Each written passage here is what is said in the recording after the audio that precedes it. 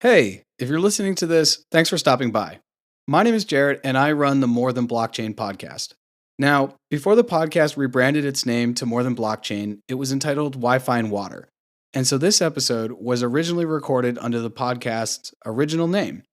Episodes 1 through 13 were recorded under the name Wi-Fi and Water. And so if you're hearing this, that's why. Please enjoy the episode, and thanks for checking out the More Than Blockchain podcast.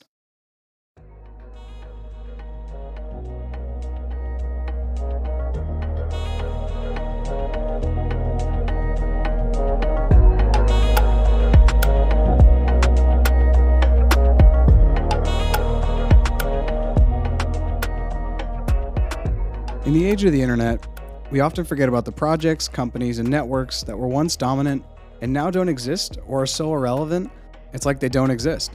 Internet networks like MySpace and AOL, search engines like Ask Jeeves, software companies like CompuServe, personal computer makers like Compaq, which had a market share of $40 billion in 2000, but died out by 2013. I remember using AOL and MySpace and never would have considered that they'd both be a thing of the past within 5 years of starting to use them. But that's just part and parcel of technology, innovation, and its adoption. It moves quicker than any one person can possibly grasp. All of this is to introduce today's guest, Zak Hilton, who currently does digital strategy and marketing for clients by leveraging the social media platforms of today to help his clients ensure revenues tomorrow. Zak and I met on LinkedIn, and his insight into Web3 and how today's social media platforms could play out in the future of the internet is priceless.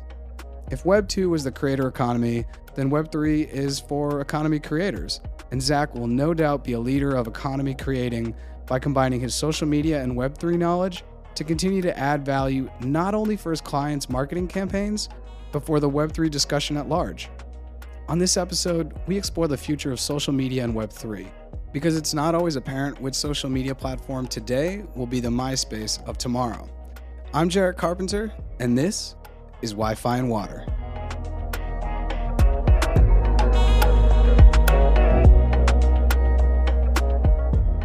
Zak, welcome to Wi-Fi and Water. How you doing? Very well, thanks, Jarrett. How are you? I am very well. For most people listening to this, they probably don't know this. We had recorded this before, but I made a technical error because that happens and no one's perfect. So we're back on. This is kind of like the remix. And I'm excited to have you on because you do digital strategy for clients in, the hopes to help basically, I would say, increase their brand awareness, right? With the hopes and the end goal of probably making a sale of a product or a service. And so, yeah, and you're into Web3. And where those two meet is probably multi-billion-dollar industry. If not right now, but definitely in the next 5 years, probably trillions of dollars if we're going to be honest in the next 10 years. So how did you get into digital strategy? And then how did you fall into Web3? Yeah, so it's funny how you say this. Yeah, we've had to record this again, which I think is great because last time we had also lag issues because we're over different sides of the world, and so I think it's just the extra iteration. It will probably make this a lot better to listen to anyway. But yeah, so about digital strategy, yeah, I didn't know it existed. No one in my family or anything's into digital strategy, but I knew I wanted to do something in business. I just couldn't figure out how to get to where I didn't understand how to get to digital strategy because I didn't know it was a career or a thing. And I just kept trying to find out how I could get into a better position for a career for myself.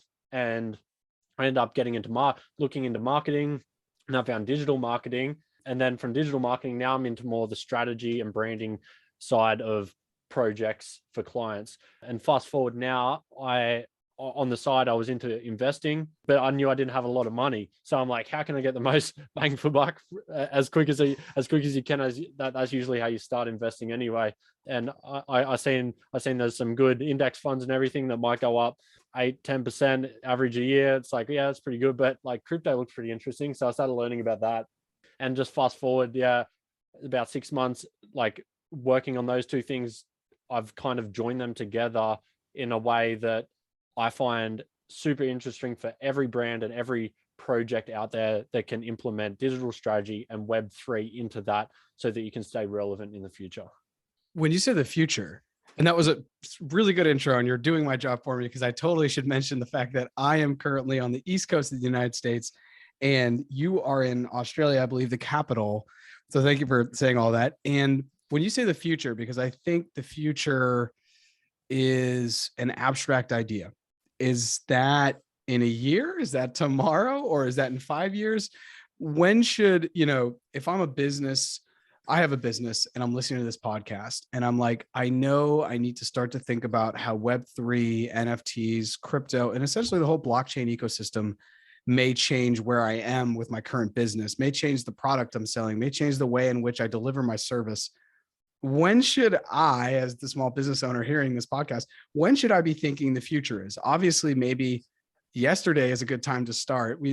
What's the saying? Like the best time to plant a tree is 25 years ago. So maybe I can't even start in the next year. When should I, sit down and say, how important is this going to be to my revenue stream? That's a great question because there's a lot of different kind of businesses out there. And I find it's hard to relate Web3 to everything right now. But the best thing for founders of projects, if you want to stay on top of what you're doing in the future, is just to devote a simple 30 minutes to an hour a day of browsing through Twitter, of like curate your feeds on social to something more interested in learning about. I think that's a cool framework for anyone like building something, is like curate your feeds into the future that you're trying to learn in. So it's like Web3 is probably going to be a big part of our future. So let's start curating our Twitter and LinkedIn, Facebook, instead of my family just posted a new photo all the time and that's it. It's okay, Zach posted something about digital strategy and Web3 for my business.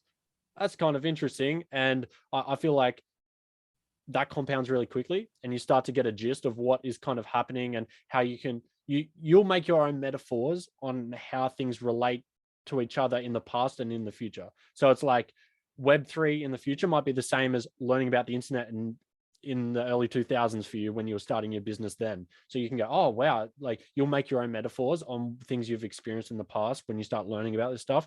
But for me, yeah, this is how projects and businesses are going to be released in the future through NFTs, Web3. It's going to be a big part.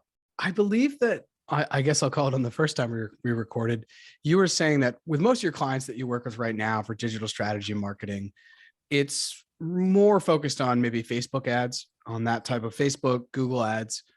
What sector do you think should be most focused on Web3 NFTs today? Straight away, it's individual creators and artists that already have an audience, not trying to build an audience, but creators that already have an audience right now online. Using NFTs for that is a no-brainer.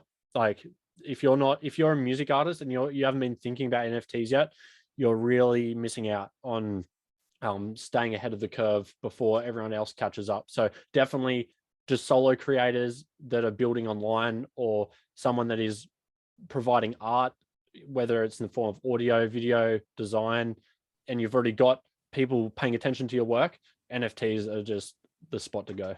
I think I know, but maybe you can it'd be good to have probably on the podcast for you to explain how that would work. So, I'm a music artist and I come to you and I find you on Twitter because I see you posting about Web3 and I'm like, you know what? Zach really knows what he's talking about. I want to pick Zach's brain on this, which to be fair, isn't far from how you and I met on LinkedIn, because I saw that you were posting some awesome stuff. And I said, hey, do you want to come on my podcast?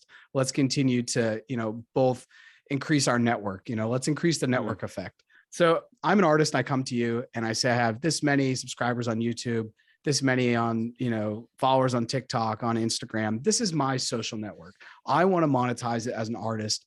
How do I actually do that? Because I have like ideas in my mind and I've seen how some artists are already doing it. I know Nas just recently came out and said, hey, for these next two, or for these two songs, if you buy an NFT to back the song, the amount of revenue that song gets from Spotify's listenership or whatever, you will get a piece of that by owning the NFT.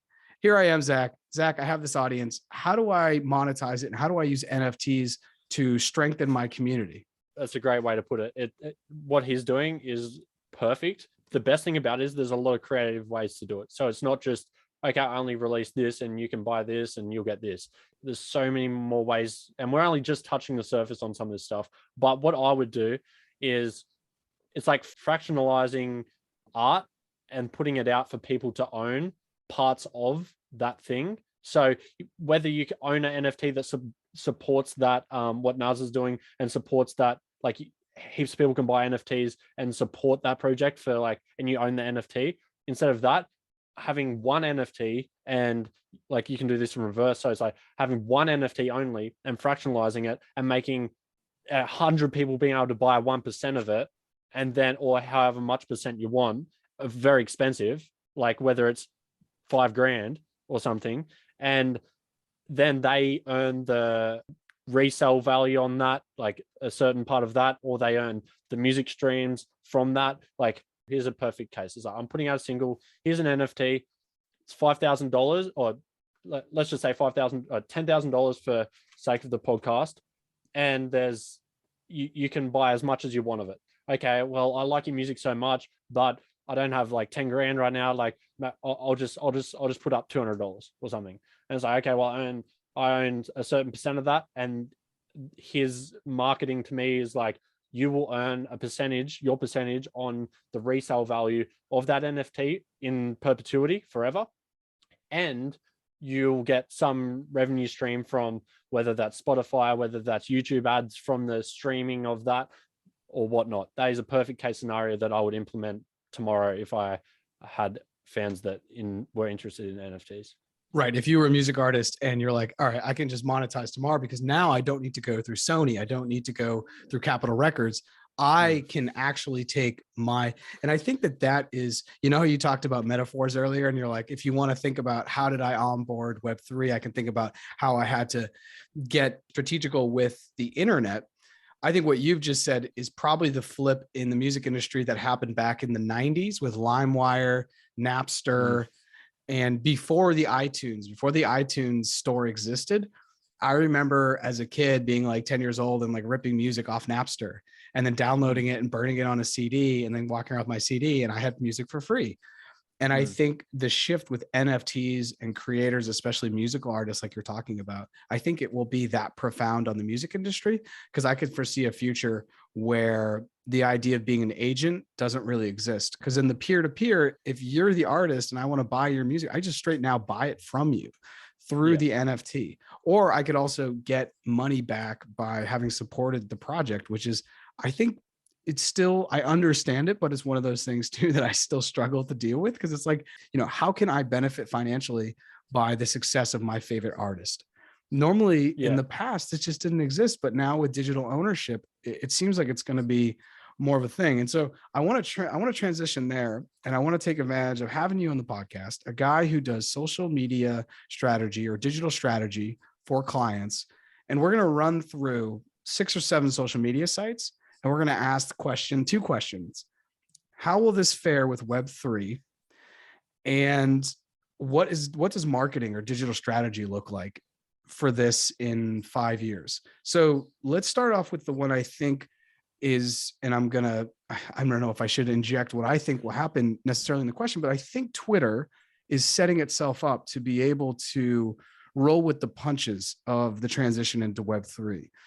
But I also don't know. But that's really where the Web3 community kind of shares all of its public information. I know that we could talk about Discord as we go through the list, but how do you think Twitter is going to, is it going to be a winner in the Web3 world, or is it potentially going to be loser? And I don't want to say loser because it's like there's winners and losers, but more like maybe not take advantage to the full level of Web3.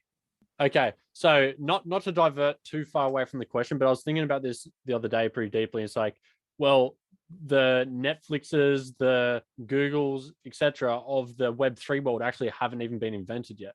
So think about that.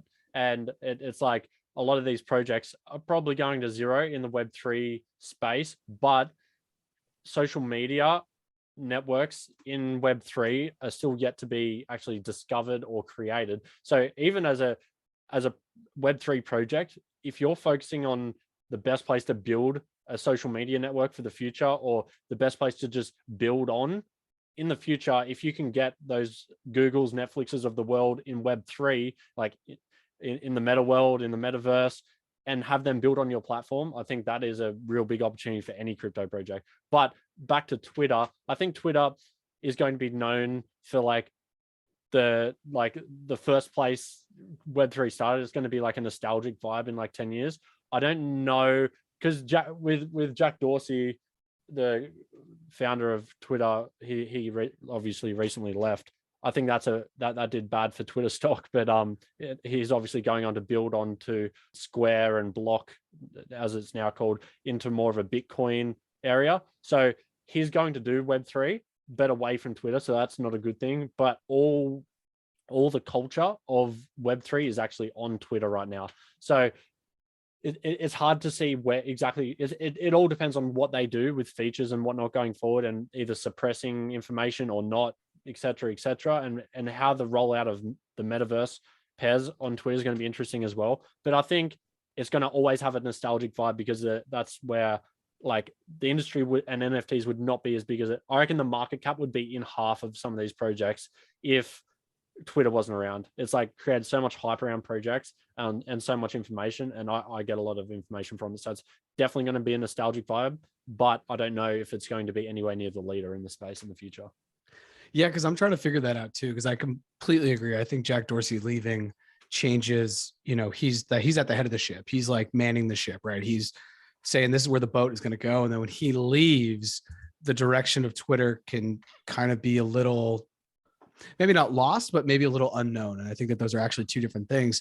And when I think about Twitter, I see what they're doing. Now you can do, crypto tips if you like someone's work, or you follow someone to get a lot of value from them, and that they're going to allow you to be able to put verified NFTs by connecting your MetaMask or whatever wallet as your picture. I think they're really trying to move towards what we're going to see, what exactly happens with Twitter. And then, thinking further about let's look at Facebook and talk about Web3, because Facebook is now Meta.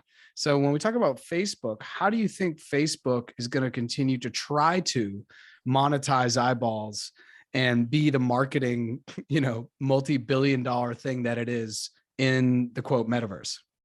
So I think the hardest one out of any of this social network to understand what it's going to do in the future is Facebook. It's like Facebook's the hardest because its core audience is like mums at 35 now, something like that. I was saying the other day, it's like the easiest demographic to market it to on Facebook and work it with e-commerce is like mums at like 40 or something. So it's like them.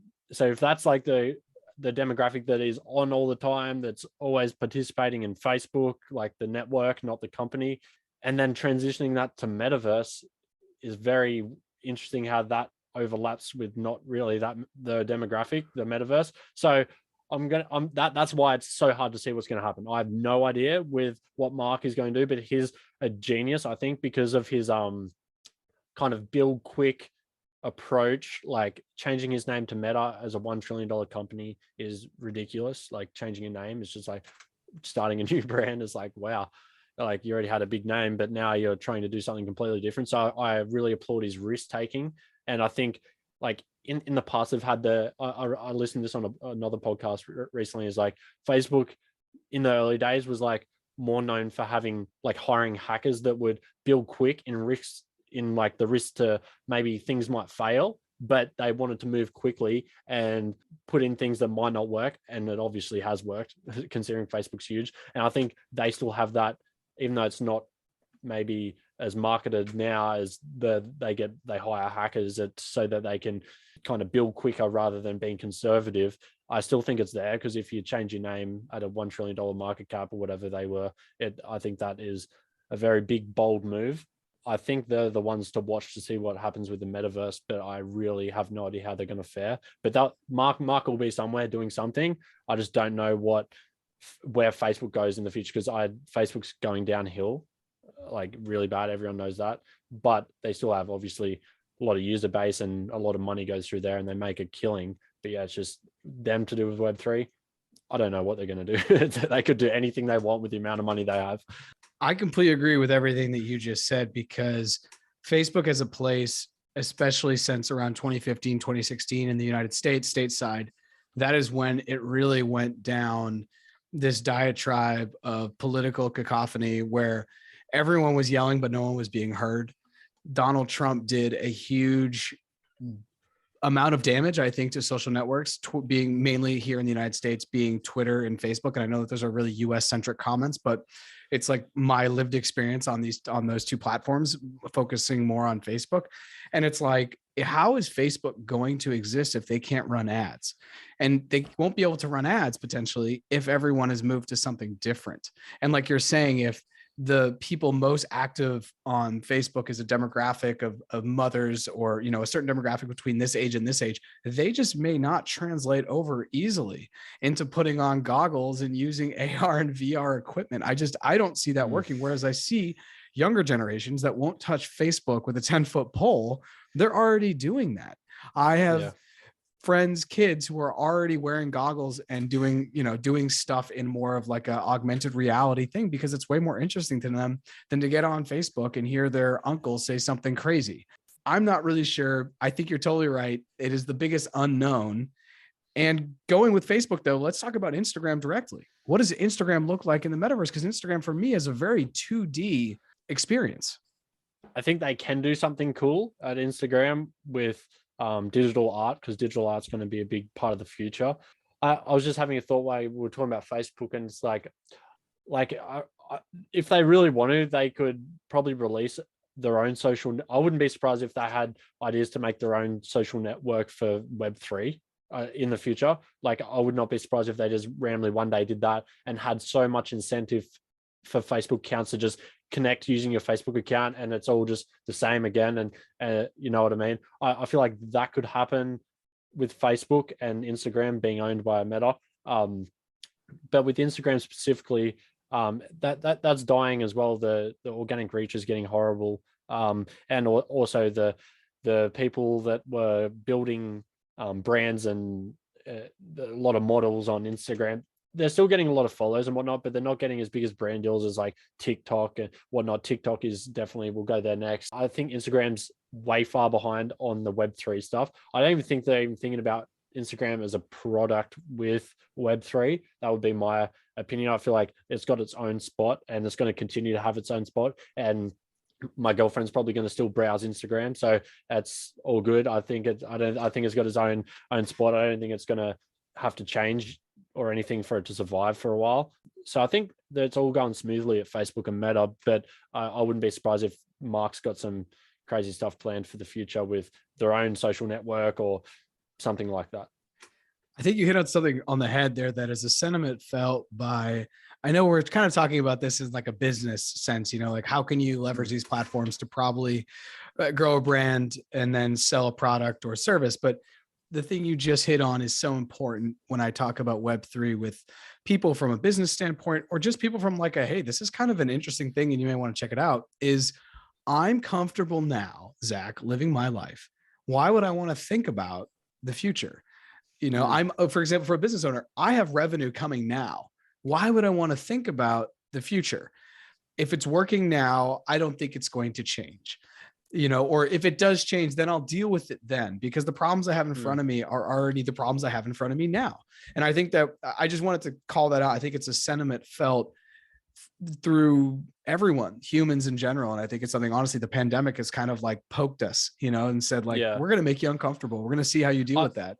But I feel like it's just a mindset thing. Like, everything's mindset for me. It's like you're either in a scarce mindset or an abundance mindset. And right now I'm trying every day, like, I'm trying to, at the moment, I'm trying to journal every day this year. And other than just getting thoughts out of my head, I'm trying to journal and say, I'm in an abundance mindset.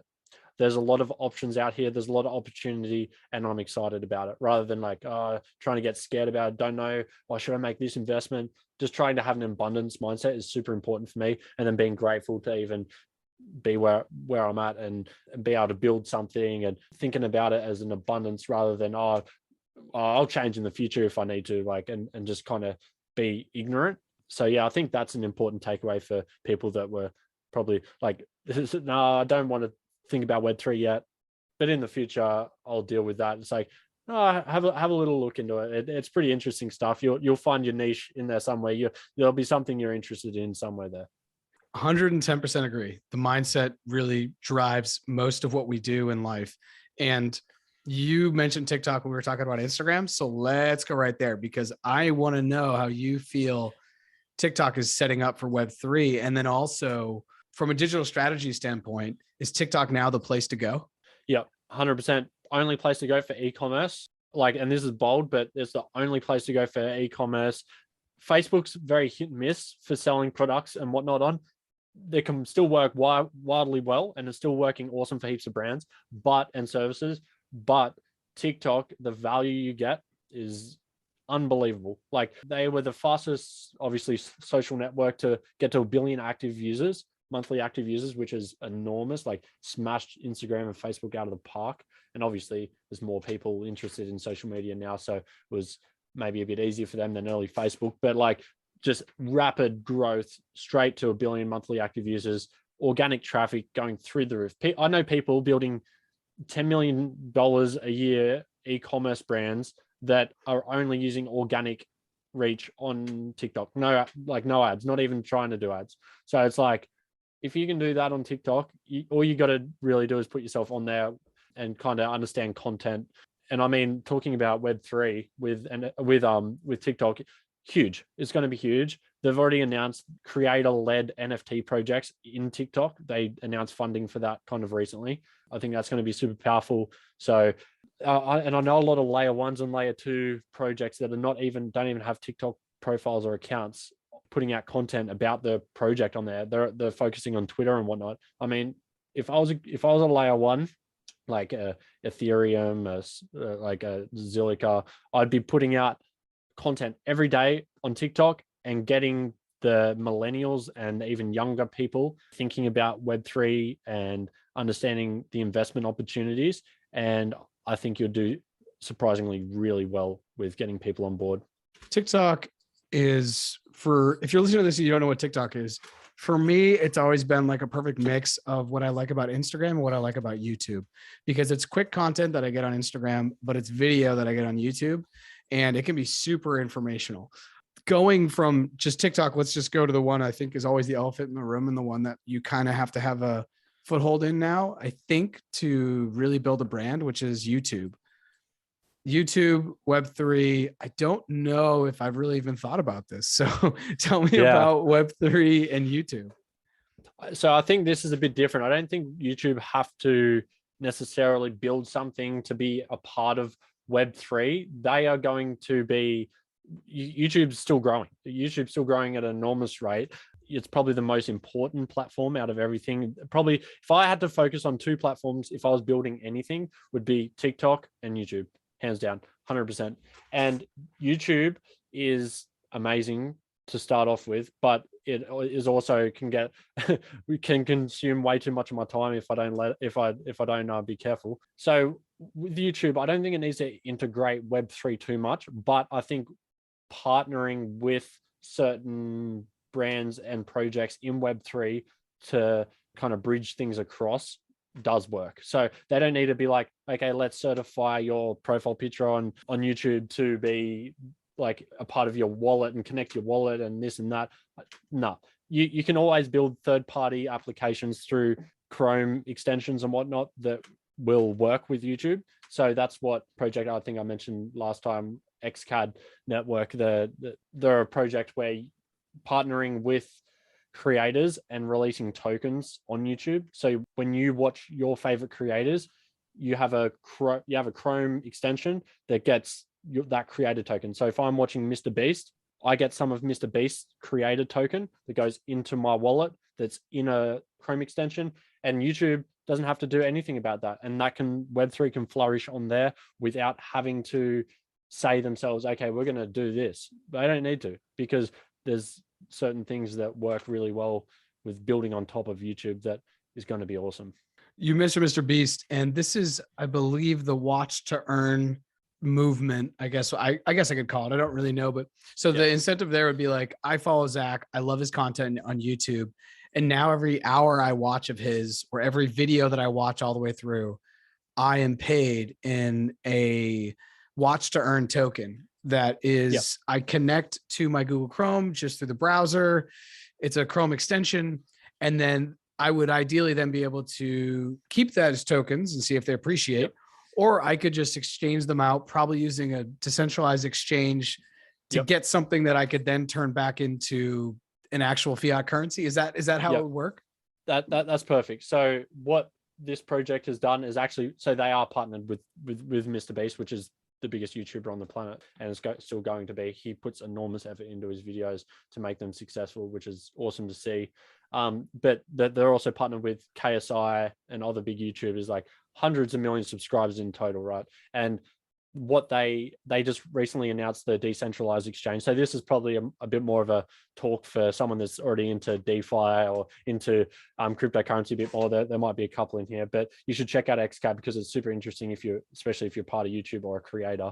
So they have their exchange. They have a plugin that'll be available to the public super soon, and you can watch tokens. You can watch creators and get tokens into the extension that is connected to your wallet address, and then you can go onto the decentralized exchange and either stake that token, partner it with other tokens, and earn crazy APYs and really like farming essentially. And you can also exchange it to USDT or fiat or whatever, which is an awesome look at the world for creators, as it's kind of aligning human incentives with enjoyment more. So it's like, I always liked watching videos, and like, but this like back in like 2000, say, it's like, oh, I want to watch DVDs or whatever. It's like, yeah, but you don't get anything for it, right? But now you can watch the best content on YouTube and get something for it. Who doesn't want to do that? It automatically does it to an extension.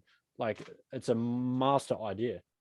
I think that's going to change everything. And I know we're going through social media platforms, but we've just talked about WatchToEarn.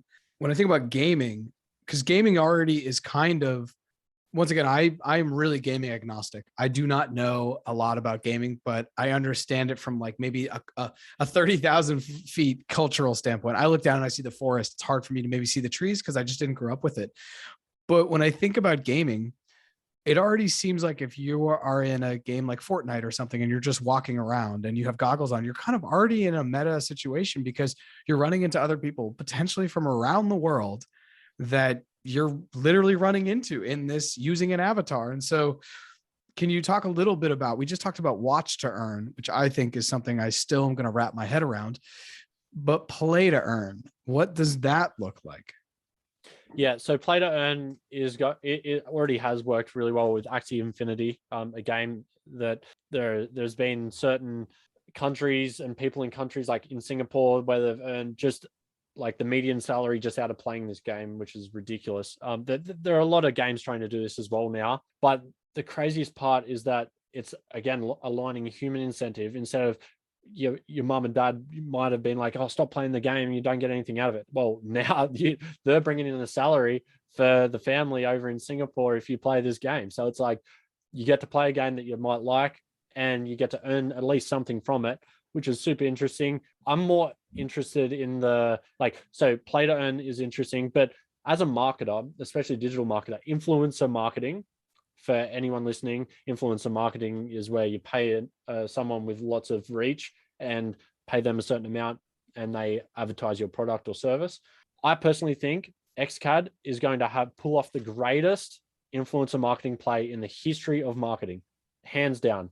It's unbelievable what they're going to do with WatchToEarn. And honestly, I bring this back to PlayToEarn because Twitch, super interesting. And they just announced the other day that XCAD is also partnering with Twitch. So that's going to change the game so they weren't even looking at gaming. It was just like WatchToEarn on YouTube for creators. Now they're partnering with certain Twitch creators, maybe like potentially Shroud or something like that. That'd be amazing. Like, come on. So like that PlayToEarn, I think it's not only you play to earn, but you watch someone playing to earn, which can overlap even more. It's almost like you can see the list I have in front of me because literally the next one on my list is Twitch. So yeah, and you've already covered it. Twitch, for those of you that do not know, and please correct me if I'm wrong here, I've been on Twitch very briefly in life, but it's a place that started and it's, I think, fairly dominated by people who do video games. or video gamers, people are playing video games and interested in learning about video games. But you could, if I'm like, wow, Zach's super good at this video game, I could watch you and I could pay to watch you play, because then I'll learn things that then I can use when I go and play. So it only makes sense then that they would take the play to earn to even another level to reward everyone in the community. Yeah, exactly. So yeah, Twitch, I'm just actually having a look at the moment on their website, because I always like to see what games I've got. They show on the browse tab on the website, like which games have got the most viewers currently, which is super interesting. And I always knew this, but it's actually like they've got this, I guess, category where it's IRL, so in real life, and it's just like chatting. So you might have your favorite creator that is just streaming like a Q&A or whatnot. The just chatting section is by far the most popular right this second. But then you have games like Minecraft, Fortnite, Valorant, Grand Theft Auto, League of Legends, etc., that all have people streaming it and make it that's the job. Yeah, I got into a game called Counter-Strike a while back, and I was on Twitch watching my favorite gamers play that for a bit, and I couldn't. I had to stop playing the game because I'd spend way too much time playing it. So I don't do any gaming now, unfortunately. But yeah, God, it's a different world, that Twitch is like its own world, and I feel like they could pull off a really interesting metaverse play. Like me going on the platform, if I had goggles and being able to be like in real life with someone like Shroud as a big creator playing this game, and I'm watching him play, but in real life in the metaverse on Twitch, somehow they could pull off some crazy metaverse stuff. I feel like I'm not too sure how the business is going and how the trajectory is and what they're thinking about at all. I don't think about Twitch too much as a network, but it definitely has its place. And if they pull off something in the metaverse, I think that could really be interesting. Twitch for me is like an entire different part of the internet that I just don't really know much about. And anytime I see friends on it or I read an article and then I go on and I learn, it is just like, it's like The Lion, the Witch, and the Wardrobe, that book for me. I'm just like, holy crap, there's an entire world right there. And I just didn't even know about it, because there are people making millions of dollars a month just playing video games, or like you said, just talking into a camera or just cooking, and people want to watch them cook because they're such great. I mean, Twitch to me is, when we look back on the Web3, I think the whole idea of play to earn, watch to earn, a lot of that I think has its genesis in kind of the way Twitch was able to change the paradigm there. I think Twitch was like ahead of the game when it came out, definitely ahead of the game with live streaming, but like unbelievable the amount of money you can make as a creator, as a gamer on Twitch. Like I know I've seen so many players that would play esport games for like professional contracts and just say, nah, I make more money on Twitch. I don't even need to get 20k a month playing my favorite game in the world for a professional organization and fly around the world. I don't need to do that. I'll just sit at home in the comfort of my own home and get donations for thousands of dollars every single day and just play for people and do whatever I want. It's just like, what the hell is this world? the Twitch world is so big. Sergio Aguero, who is an Argentine footballer who played for Man City for a long time and actually just had to retire, he's pretty big on live streaming and all that. And I just remember a quote where he was like, I'm way more nervous to play on Twitch than I am in front of a live stadium of 100,000 people, which I was just funny. Like, it couldn't wrap my head around, because he's a great footballer and it's just incredible. And we met, changing subjects a little bit, going from Twitch back to like a professional social media, which is LinkedIn. Do you think, how does LinkedIn play into Web3? Yeah, so I think LinkedIn's still I don't think it's going to be one of the leaders in Web3 at all. I think they could have a potential play with learning about Web3 on LinkedIn, because LinkedIn Learning is a big play for them. So if you obviously have a membership or you have a course that you're doing gives you a LinkedIn Learning membership, usually they leverage a lot of the LinkedIn courses that are already on there for marketing, etc., because there's really good courses on there, believe it or not. And they could leverage that with I haven't actually had a look at it, but I'm sure you can make courses about Web3 on LinkedIn Learning and really make a good killing on there. And I think that could be a place to learn about that sort of thing. But in regards to LinkedIn itself for just the average user, I think it's going to play a role in just showing who you are in Web3, like in a professional sense. It's like there's still a professional network, even in Web3 on LinkedIn, and it's going to keep going that way in the professional sense. There's a lot of good content now being written on LinkedIn about everything, and it's going to keep trending towards in the Web3 NFT space. And I think it's just going to continue as it is, as a professional network, but get more into Web3. And people are going to start recognizing it more as bigger organizations on LinkedIn, because the second in charge at a big company now has NFTs in their bio because they just bought a CryptoPunk for $250,000 because they got a ball of money. And okay, well, let's have a bit more of a look into it, rather than just seeing the noise on Twitter for people that are just like consumers and not really a part of a big company or whatnot. Now the bigger companies, employees are getting into investing in that. So now the company might take notice of that. I see a play there, but nothing too groundbreaking on LinkedIn yet. For LinkedIn, just for your clients, how is LinkedIn right now for digital strategy, for marketing, for creating brand? And I say that because that's where we met, and that's where I also met Nick Widmer. And I just feel like the organic reach on LinkedIn is still pretty good. It seems to be like where Facebook was in like 2012, 2013, 2014, where the algorithm doesn't keep the stuff that you say on there just to your network. It will kind of push it out into other reaches of the overall LinkedIn community. I think that's super powerful. We don't do too much LinkedIn ads. I think they're a bit overpriced with some of the in some use cases, but organic, if you're talking anything about an organic content strategy for any business, it's TikTok and LinkedIn. That's the play there. And then YouTube for a longer term play for organic traffic. But it's just, LinkedIn, if you're operating a business and you're not writing on LinkedIn, you're doing yourself a disservice, I would say, for your own business, because I've seen so many people that run a small business get on LinkedIn and put out their thoughts about, they might be a tree lopping business and they might be talking about that. Eventually they have more followers than what their business does, and they're the man to go to for that around the world, for that tree lopping content or whatnot. So it's like that, you're doing yourself a disservice if you're not posting on LinkedIn for business people, for sure. The last social media that I had on here was just Discord, because Discord seems to be anchoring the current community chatter. I don't really know another way to say it. Maybe that's better than that, but Discord seems to be where people are kind of going to right now, where it's like, hey, if you want to be part of my NFT project or you want to be part of this, join my Discord. Does Discord continue to have that market share, or are we going to see, like you said, like we don't even know what the Facebook or the Instagram of the decentralized web or Web3 or the metaverse looks like? Is it going to still have a place, or is it going to just be run over by something else? If I had to pull my prediction out right now, what's going to happen to Discord, I don't think it's going to keep taking market share. I think something else is going to take its place. I feel like even Telegram, if we could even put in Telegram into this, it's like Telegram kind of took a bit of Discord's market share, because going into a Telegram group, I use Telegram. I use Discord heaps, but both of those platforms actually have some issues with spamming. That's one big issue with all this. It's a lot of spam bots. As soon as you join or say something in a channel, you'll get spammed.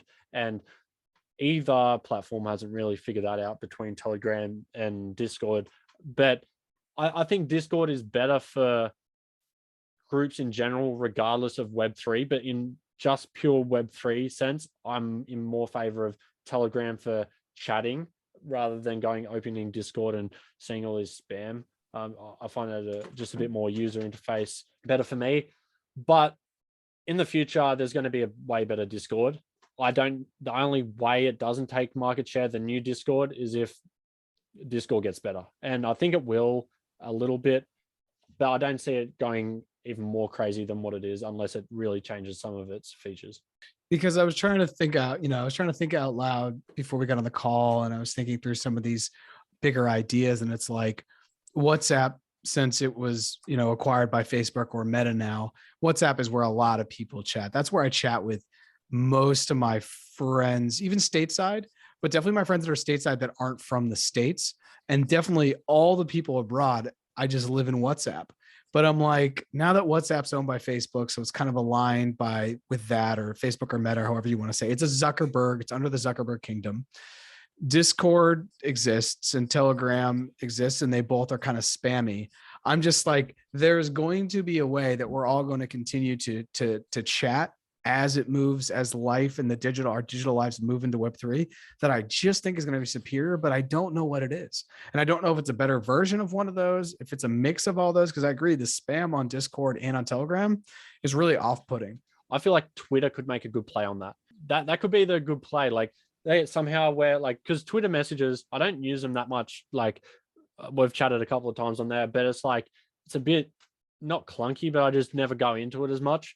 But I feel like if they could change a couple of features, like UI features with the messaging, and actually make it more of an app, a separate app, in a way, I feel like Twitter could make a really good play with that, because I feel like you're on there consuming all this information. Like you want to DM someone, but it doesn't feel as nice to DM someone on Twitter than it does maybe on a, I don't know, like a Telegram. Even for me, I DM a lot of people on Telegram that are in Web3. But yeah, I feel like Twitter could make a play. I don't think they are, but I mean, if Twitter released something that was much better than Discord and Telegram, I would use it.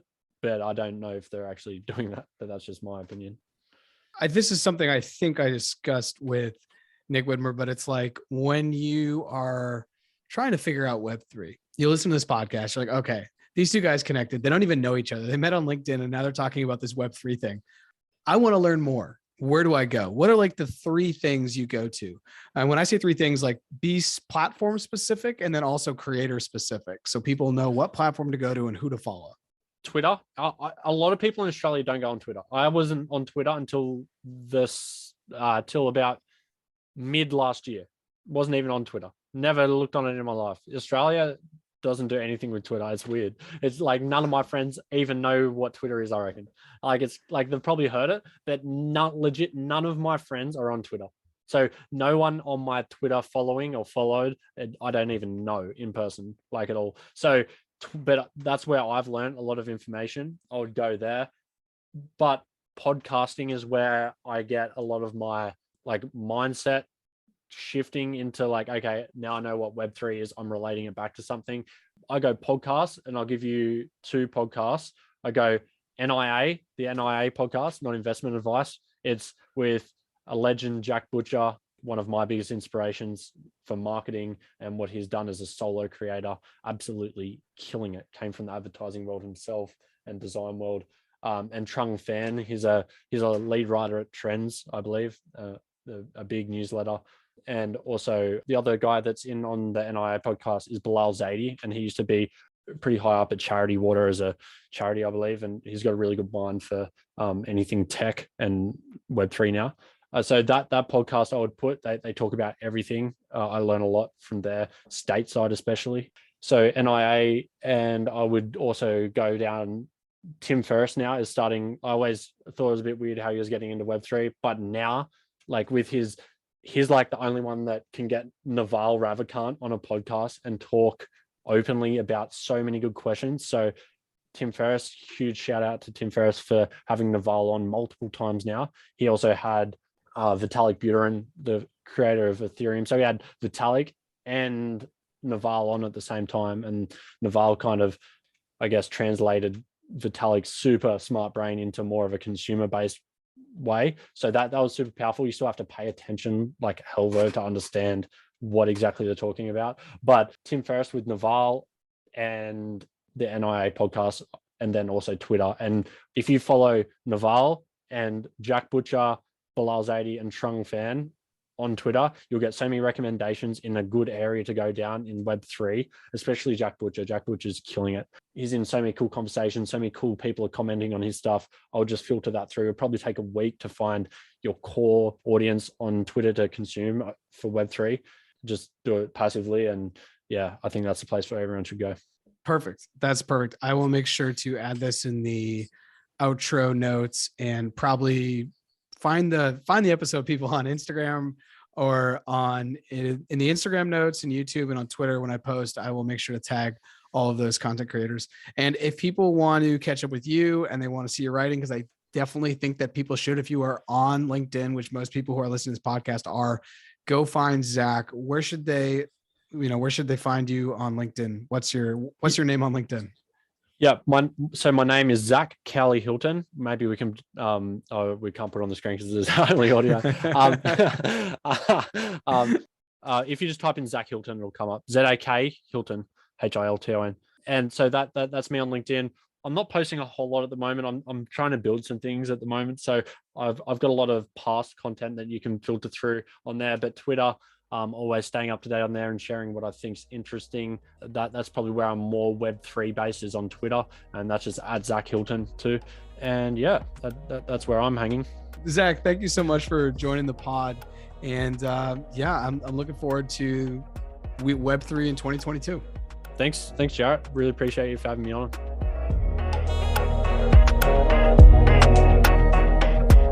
Thanks for listening to this episode, and be sure to follow Zak on Twitter at Life with Zak. That's Life with ZAK.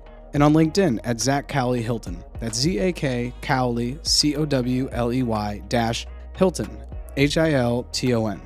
Be sure to follow us on LinkedIn, YouTube, Facebook, Instagram, and TikTok at Wi-Fi and Water Podcast. And as always, be sure to subscribe wherever you're listening to the pod. And if this episode resonated with you as a creator, small business owner, or just someone interested in the future of social media, Web3, and the overall internet, please share the link with a friend, coworker, or family member. Thanks again, and I'll see you next time.